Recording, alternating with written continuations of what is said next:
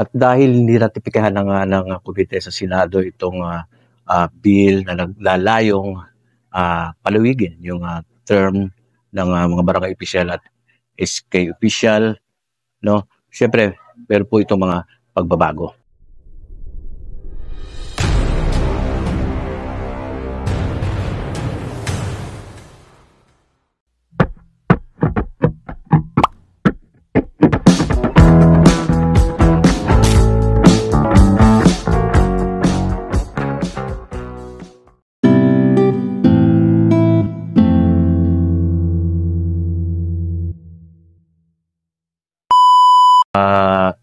Iniintay na lang dito yung magiging pirma ng Pangulo, no, PBBM, doon sa panukalang batas, yung bagong panukalang batas na naglalayon nga palawigin yung terms ng mga barangay official at SK officials, no.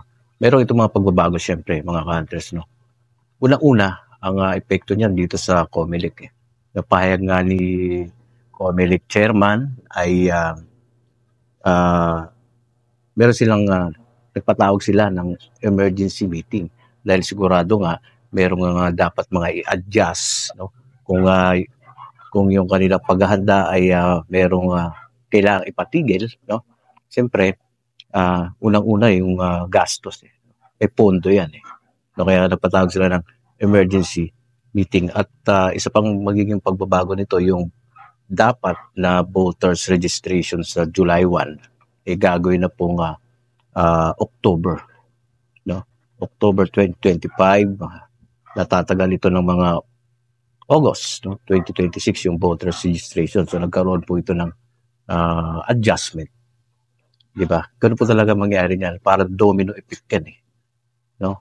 Kakasunod yan, pag may ginalaw ko sa unan, tutumba yan, tutuloy-tuloy yun hanggang sa pinaka dulo, yung mga dapat na maapektuhan at mga dapat ding babaguhin, no?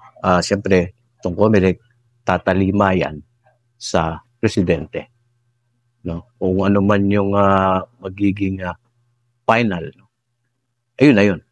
So, hindi naman pwedeng yung COMELEC ay susunod yan sila, no? Maliban na nga lang, parang natalakay ko rin kanina na merong mag-petisyon, no? Kung may magpipetisyon, ang mangyayari dito, no? O nga, mablock yung niratipikahang panukalang ito, babalik tayo sa December 1, 2025.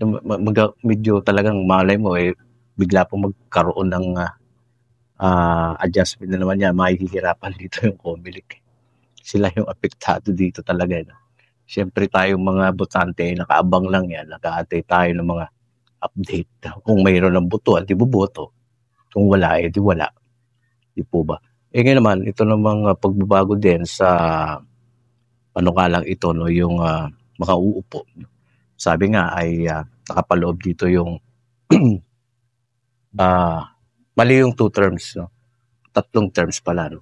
So wala ka naman dapat pangambahan kung ikaw ay barangay officials na maganda ang iyong pinapakitang record sa iyong barangay, na meron kang 3 terms, may malaking pag-asa mong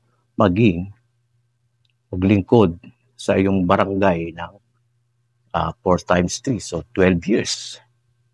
Masusulit mo yun kung maganda ang iyong mga plataforma at ginagawa mo naman ito. Kasama diyan siyempre yung mga kagawad officials. Sa SK naman, isa lang. Isang 4 years lang, tapos iba na naman, no?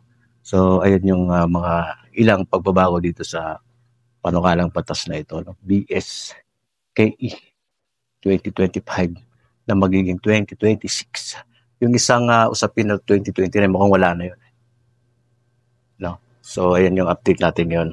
Sa mga bago rito sa ating channel, comment, share, subscribe kayo siyempre para maging update kayo sa mga bali-balita at mga bali-balita, no?